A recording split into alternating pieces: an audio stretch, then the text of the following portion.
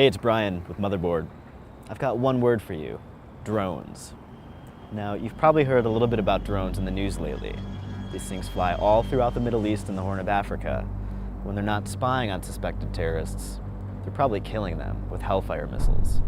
But here's the thing: drones are coming to the States. They're actually already here. They're being used to keep an eye on things, so they're not going to kill you, at least not yet. Motherboard has been fascinated with drones for a while now. It seems there's some misconceptions about the age of unmanned aerial vehicles. To try and clear the air just a little bit, we're going to head out and talk to some people who are building drones, who are selling drones all over the world. With any luck, we hope to fly some drones as well. We have absolutely no idea what we're getting into.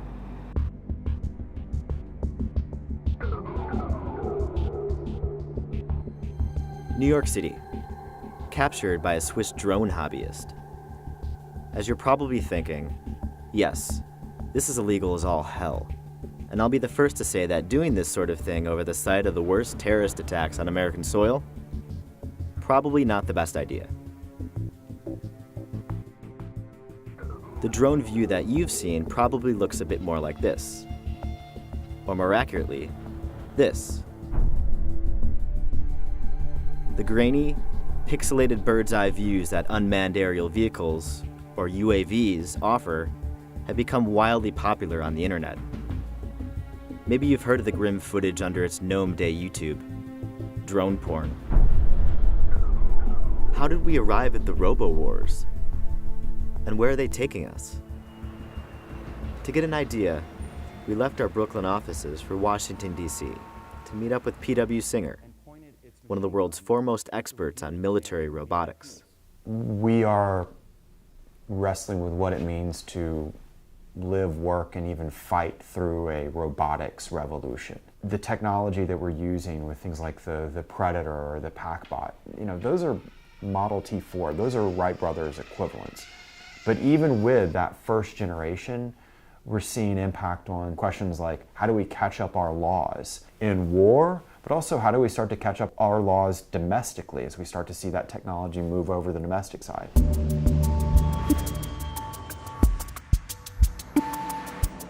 We're seeing an evolution that is following many other technologies. The story of the airplane is, I think, a good illustration of where we're at and the impact of war on an industry that becomes a game changer. The flying machine was once thought as mere science fiction. Then the Wright brothers make it real. Within a couple years, it's utilized in war.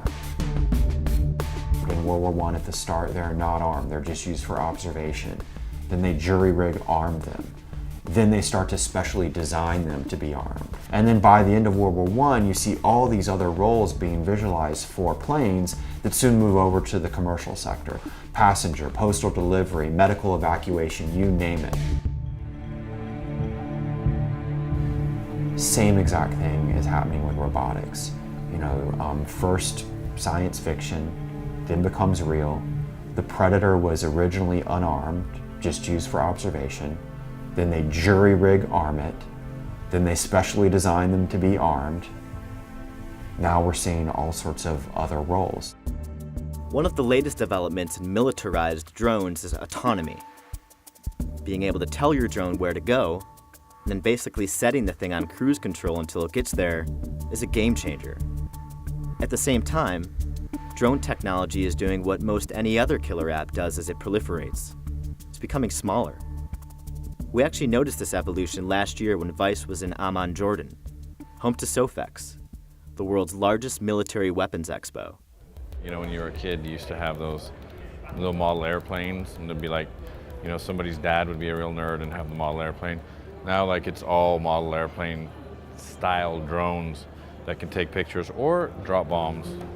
We want to check out some of these micro drones and size up their market. So we decided to go back.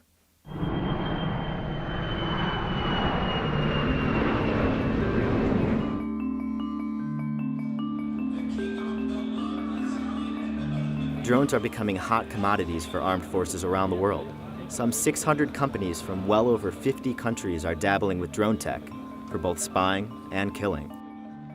And nowhere is this more evident than among the trade booths at Sofex, where we first meet this guy, a rep for a Turkish drone company. My name is Fatih Şenkul. I am working for Atlantis Unmanned Vehicle Solutions, developing unmanned vehicles like AeroSeeker. Some photographers want to use it for surveillance purposes, military issues, and maybe some go track and seek missions. Some of the military, even the Turkish armies, what's the payload? They asked. We said 500 grams. So let's put a very little camera and just put a 500 grams of bomb, and they will do a suicide attack. That's one of the issues they offered. We haven't thought of this, but it's something that the military is thinking. If that sounds crazy, well, then there's this. I am a fan of Terminator, and I love these movies, and I really would like to see some of them in the future, like 2030 maybe. So I am trying to do my best to see them. Yes. Unlike Farti, I'm in no rush to hasten the rise of the machines. The next guy we meet at Sofex maybe isn't either. But then he says something almost as crazy. To me, drone means you've got something that's operational on its own. It's kind of doing its own thing, like a HAL out of a 2001 Space Odyssey.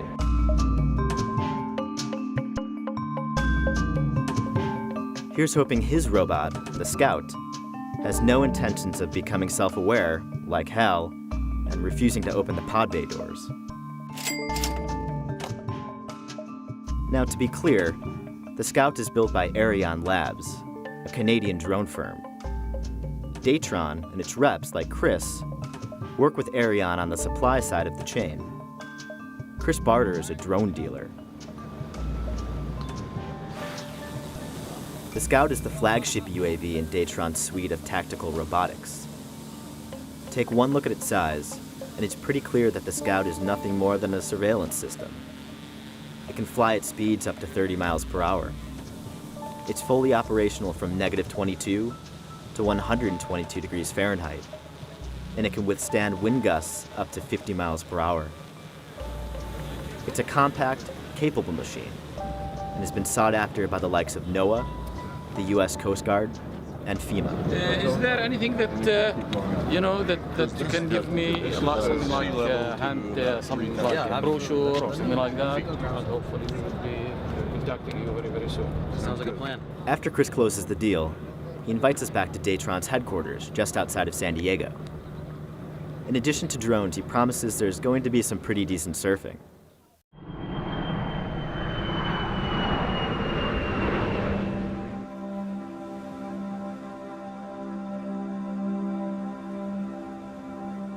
I'm a pretty Buddhist guy. There's not much that makes me tick out there, outside of bad driving and bad surfing. Would you ever use a Scout to shoot some pretty gnarly big wave surfing footage? Oh, absolutely, man. That's actually one of my dreams, is to take it out to Pipeline or Waimea. So even though Chris exudes the calculating precision of a drone capitalist, he's a surfer dude at heart, and maybe even a drone hobbyist. And he isn't the only one who views drones as being a whole lot more than killers and spies. This is Justin Wellender. Notice those goggles he's putting on. Those allow for what's known as first-person viewing. So suddenly, what the drone's camera sees transmits back to Justin's goggles, in effect allowing him to fly.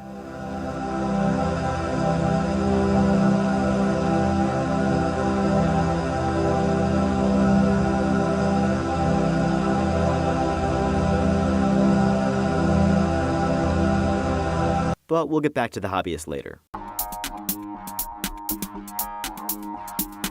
Southern California has long been a hub of aerospace R&D. And today, drone firms like Datron are popping up all over the region. You can call it Drone Valley, or even the Drone Zone. Datron's campus is in one of these cookie-cutter industrial parks. But soon enough we find the place, and we're greeted by Chris and two of his colleagues. We get down to the brass tacks. Who buys a Scout? I will not go into specific customers by name, but I can address customer bases that we will go after. The Scout is man-packable and offers fast setup. ease of use, and hot swappable payload capabilities. The snap-together assembly requires no tools, and total assembly to takeoff time can be measured in seconds. We're targeting the guy, be it the law enforcement officer, be it the squad guy who's out in a combat theater, who doesn't want to rely on some guy flying a system in Las Vegas that's being launched out of an airport that's 7,000 miles away. Unlike the Scout, most so-called hunter-killer drones are flown out of Air Force bases throughout the American West. Many people lose sleep over the thought of these hulking drones. But many others accept the new bug-splat warfare. I have no qualms when I read the news about a drone strike in Pakistan. What troubles me is that people have a tendency to kind of lump in a lot of these unmanned systems one with another. So a Scout, which is unarmed and will probably always be unarmed, is meant specifically for surveillance, will never be harming any individual for the most part, unless, any kind of accident. The unit really and truly flies itself. It just waits for us to tell it when to take off, how high to go, how fast to fly, where we want it to go, and what to look at. Sure. All of our status says we're okay. We've got a GPS accuracy of 2.6 meters, so we're ready to take off. It spins up. It says I've done all my check, so I'm ready to take off. So I hit takeoff. The vehicle is very good at flying itself, and it just listens to the directions of how high we want it to go, where we want it to go to, and what we want it to look at. We've had a lot of interest in special use cases, like in Nome, Alaska, where they actually had an oil tanker trying to ship oil into Nome. Unfortunately, the harbor froze really early in the year. And what they actually did with the Scout was they took it off and they took photographs of the ice surrounding this harbor. And in a using post-processing software, they were able to actually map out the sea ice thickness so they could navigate this tanker in accordingly. So it's a pretty diverse system. It takes some convincing, but eventually Chris and his team let us take this diverse system of theirs for a spin.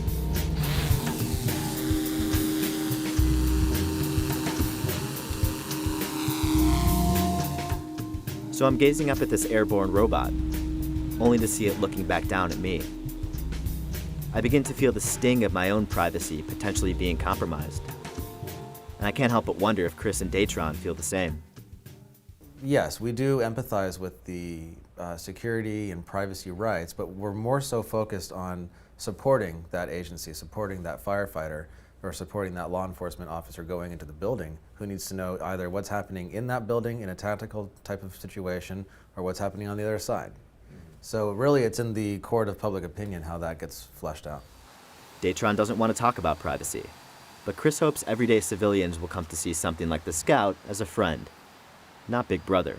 As we deploy these into real-world environments, what I hope happens is that people obtain an understanding of how these systems are actually working for them, as opposed to against them. How do you think we did? You guys did pretty good. You took off and you landed exactly where you wanted it to, and you didn't crash a thing. You did good. No blood. No blood. No blood, no dents, no scratches. Good.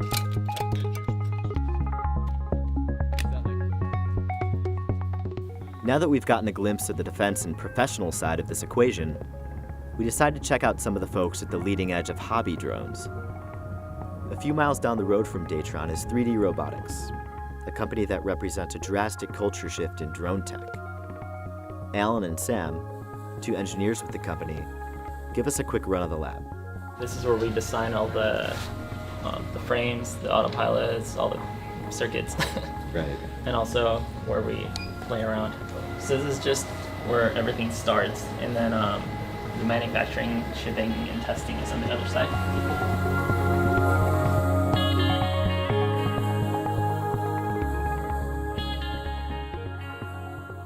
So right now, the word drone, I feel, has a negative connotation, especially with all the wars that have been going on and military drones being the most common use of the word. But really, a drone is a machine that you can, pre-program, or that has a level of autonomy that could, do a job that the user can't do or doesn't want to do. So what we're doing is turning regular RC aircraft or even helicopters, quadcopters into autonomous vehicles. With our autopilot, you can just drop it into your existing vehicle and turn it into a fully autonomous aircraft, something that wasn't available for the masses before. And then what to do with it, that's where the user comes in. That we're selling the tool, and it's up to the user to come up with a use for it. And you can go buy scissors and do something bad with it. So it's basically the same thing. I'm Chris Anderson. I'm the co-founder of 3D Robotics and founded DIY Drones, the community that spawned us initially. This is not my day job. My day job is I'm the editor of Wired. Shortly after taping this interview, Chris Anderson announced his departure from Wired to focus on 3D robotics full-time.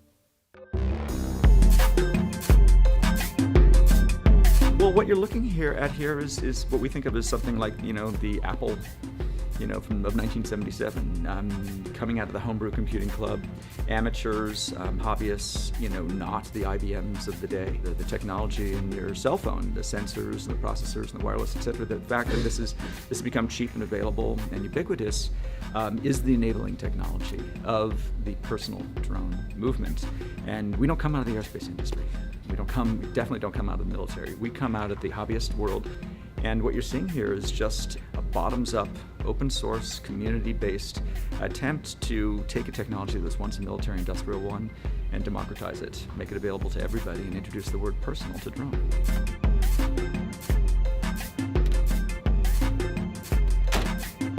Minutes later, we're heading to a nearby field that serves as one of the main proving grounds for 3D's aircraft.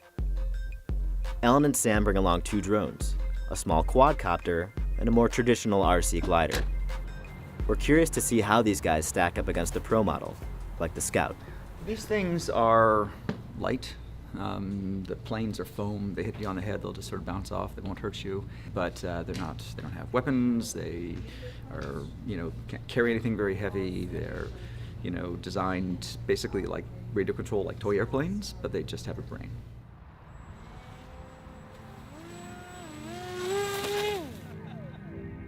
Yeah, so these things take a while to get some altitude. That should be throttle it up, or yeah. should I just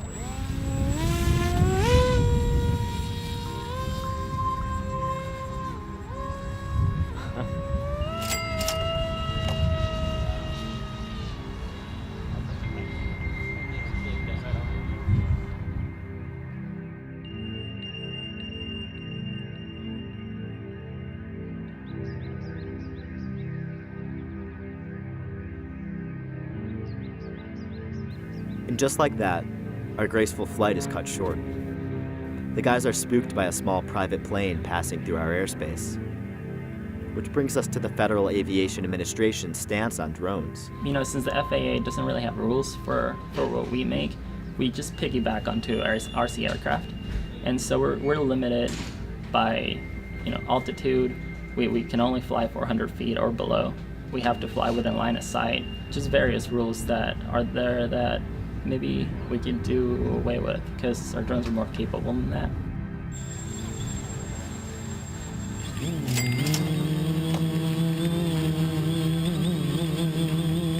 While 3D's quadcopter and the Scout might look similar, their differences far outweigh any similarities. 3D shoots seemingly better looking footage than the Scout that we flew, for one thing. Just compare the two. Then again, what the Scout might lack in visuals, it makes up in durability. And of course, the GPS and the slick user interface allow for reconnaissance and search and rescue capabilities that put it above and beyond 3D's systems, which are more or less pimped out RC aircraft. We fly 3D's drones the old-fashioned way, with RC controllers. But thanks to 3D's autopilot, these are autonomous aircraft, meaning that just like the Scout, you can tell your DIY drone where to go, let it get there by itself, and then regain control once it's at point B.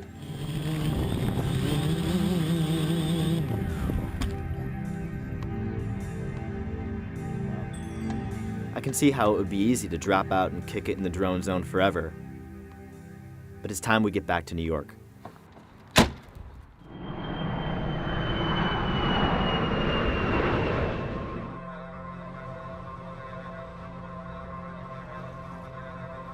So we've made it back to Brooklyn. Before this trip, a lot of my thinking about today's drone world came with a certain alarmism. And to a degree, I think it still does, and for good reason. When you're playing with toys like these, it can be hard to forget that drone technologies are evolving in large part to be really, really good at killing a lot of people. So if you wanted to come back to you, take this switch and pull it all the way down. So I think that rigging up big Predator and Reaper drones to incinerate innocent civilians and American citizens on foreign soil is too much the stuff of war crimes and extrajudicial killings. And I certainly don't sit well with the thought of a spying robot peering into my apartment window. But when it comes to some of the tactical and hobbyist drone deployments that I saw out in Jordan and San Diego, I kind of caught the bug. It's getting harder and harder to argue against the fact that for certain scenarios, drones just make sense. Think about Ariane giving a couple scouts to Libyan rebels last year to help aid their fight against Muammar Gaddafi's forces. We all know how that story ended. But beyond the wartime theater, think of the myriad possibilities that drones open up for research, filmmaking, even the next generation in taco delivery. Or think about a guy like Justin, who's just really, really stoked on flying.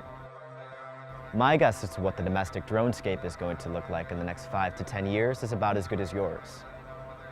But having spoken with people like Chris Barter and Sam and Alan out at 3D, I can say with relative assurity that drones are going to become more a part of our everyday lives than they already are. Should we be concerned about that? Absolutely. But so long as these drones are being put to legitimate uses, that's maybe not the worst thing, is it?